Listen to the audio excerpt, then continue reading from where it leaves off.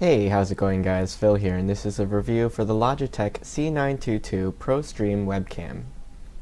You'll receive the webcam with 6-foot USB cord, a mini tripod with screw mount, and an instruction sheet.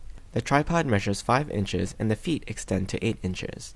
I'm actually filming this part of the footage with the older version of this camera, the C920, and I need to replace it because I'm having a problem where the camera disconnects every time I futz with the cable.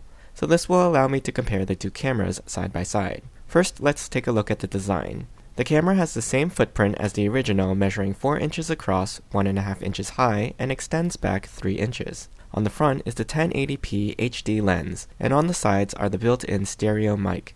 On the edges here will be the LEDs that turn on when the camera is active. On the bottom there's a 1/4 inch threaded mounting hole for standard tripod mounting. The base under the camera splits open so you can place the webcam over the top of a monitor or laptop screen like so. Here are the two cameras side by side, the C922 on the left and the C920 on the right. Now with the old camera, the LED was blue, and there was a way to turn it off, even while recording, by changing it in the settings. However, this option is not available on the C922 for whatever reason. So we're going to do a quick sound test here with the built-in microphones on these two cameras. Starting with the C920, I can see that the volume level is probably going to be a little bit higher during playback on this one. The decibel level does look higher, even though there's zero gain added to this camera.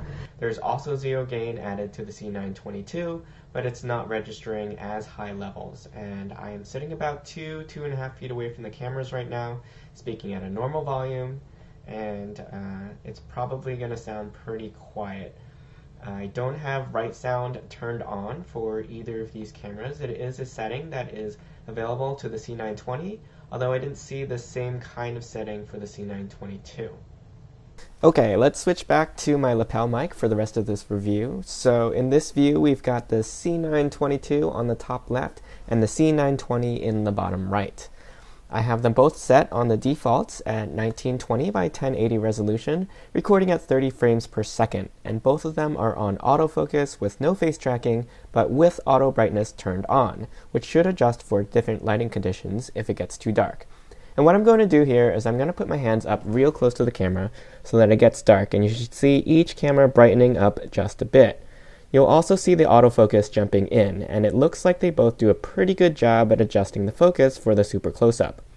I think the C922 is just a hair faster in its adjustment. The other thing you might notice with the C920 is that the image is somewhat more washed out looking than the C922. What I found is that if I play with the settings enough, I can get both images to look fairly equal. But in general, the C922 has better color accuracy and sharper images, while the C920 footage looks a bit soft around the edges. Both do pretty good with fast movement too, but you might see some latency with the C920 footage. I found this to be true in my other videos that I've done in the past, where this camera is trying to overcompensate for the lighting, and in the worst cases, the audio and video don't line up properly. Thankfully, I haven't noticed this problem with the newer C922.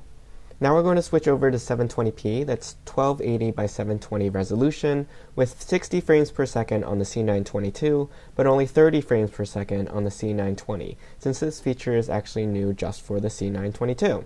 The result is a smoother experience with the C922, especially when there is a lot of movement going on. This feature will be of particular interest for streaming gamers whose gameplay is recorded in 60 frames per second or higher, allowing for the footage of the player to match that of the gameplay. The other feature I wanted to test is the automatic background removal tool with Personify Chromacast, but unfortunately I never got it to work properly with OBS on my Windows 10 system. I did get it to show up once, and I was able to somewhat replace the background with a green screen, but it wasn't entirely accurate, and sometimes it removed my hair or left part of the chair and the bed, and if I moved around enough, the entire screen would go to green screen.